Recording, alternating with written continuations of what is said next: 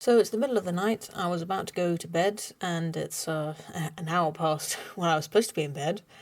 But I just watched this video by a channel called How to Cook That with Anne Reardon. And she made this video about YouTube's apparent bias against female creators. And she's talking rather intelligently about how AI and machine learning can learn to become biased against certain groups just by noticing patterns and then applying those patterns either fairly or unfairly. And because YouTube's recommendation algorithm, the decision-making software that decides which videos to put on your feed and in your recommended and all of that, all your up next playlists, a lot of your success as a creator is dependent on YouTube recommending your videos to new people or even to people who are subscribed to you. Unless you go to the subscribe page, YouTube really wants you to watch the videos it's putting in front of you, not the ones you're subscribed to. And I have an idea. I've had this idea for a while, but I've never had a reason to bring it up. But I have this idea as to why women don't do very well on YouTube compared to men. And it's pretty well acknowledged at this point that there's like a lifetime of a YouTube creator where you have something that people want to watch. Whatever you're doing, whatever you're saying, people like it, they want to watch more, and you get more and more views, and you can kind of keep that going. And people who are really big, they only last for about 5 years. Like they think they say like 5 to 7 years is the lifetime of a YouTube career. I think people just kind of get bored and move on to the next thing. And if you can't adapt yourself to the next thing, you just kind of die. And what I've observed with many female creators, especially in the kind of political discussion space, is that even really good creators, they just stop.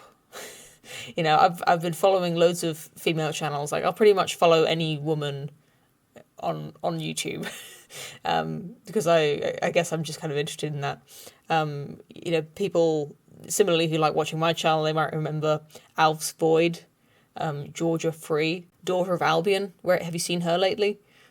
My point is that a lot of these female creators, they just stop one day. They just stop and sign out and, hear from them again. And I've been in that situation myself where I've gone through a kind of slump and I just don't want to do it anymore. And, it's hard for me to say exactly why this happens. But making YouTube, it looks really fun and it looks really easy to other people. And it is kind of fun, and it's not like it's the most arduous thing ever, but I think it definitely loses its charm pretty quickly, and it's only really dedicated people who can still enjoy doing it, like they still want to keep doing it, like 5 or 10 years later. And I think this may be the function that just, there's this just constant churn of creators and trends on YouTube, and this churn just goes faster when I think women just drop out sooner, so their YouTube career is shorter just by choice or by circumstance, and that means that they're like this rise and this plateau and this decline, it just happens over a shorter time period, so their rise never gets quite as high as it might have otherwise. What I've seen is that YouTube isn't biased against female creators. Like, they recommend female creators. I don't know if they're consciously, intentionally promoting female videos, like videos with women's faces and women's voices in.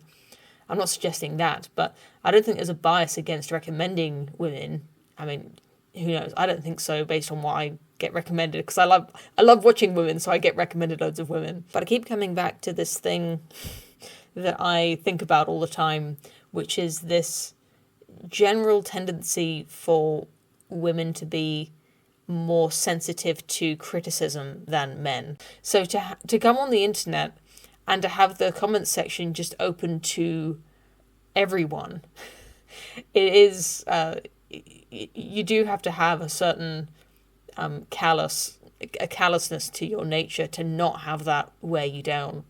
And where I see a woman who stops making videos and you never see them again, I don't know if this is true, but in my head, what I always think is the comments got to her. Like another one bites the dust. Like the commenters, they got to her.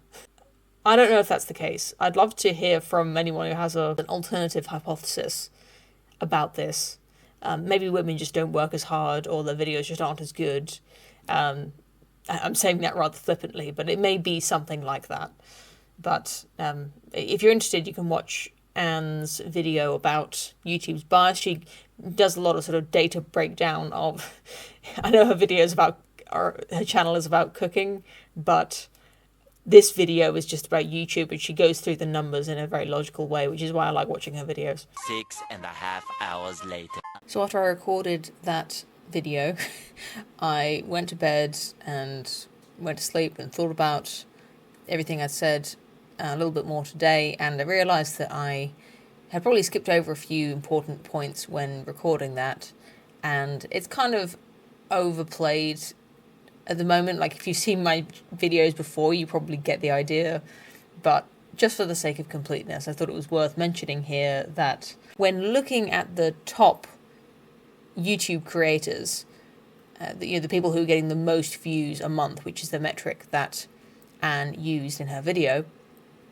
what you're really looking at is people who make videos multiple times a week, possibly every day, and also employ other people to help them, and just have this, I expect, life that is completely dedicated to making YouTube videos. And if you follow popular YouTube video creators, people who do it full time, they'll often get to this point where they burn out, as they call it these days, and they have to face the fact that they've been dedicating their entire lives to YouTube for years, and that is why they've become successful. Because when you're a popular person on YouTube, you can just keep creating YouTube videos. If people like your personality, you can just monetize your personality infinitely, using every waking hour of your life to make YouTube videos. And it's an insane lifestyle that most people would find completely unmanageable, really. But there's a very small number of people in the world who are charismatic and interesting and hardworking enough to have this kind of lifestyle for years on end, and to make many videos a week.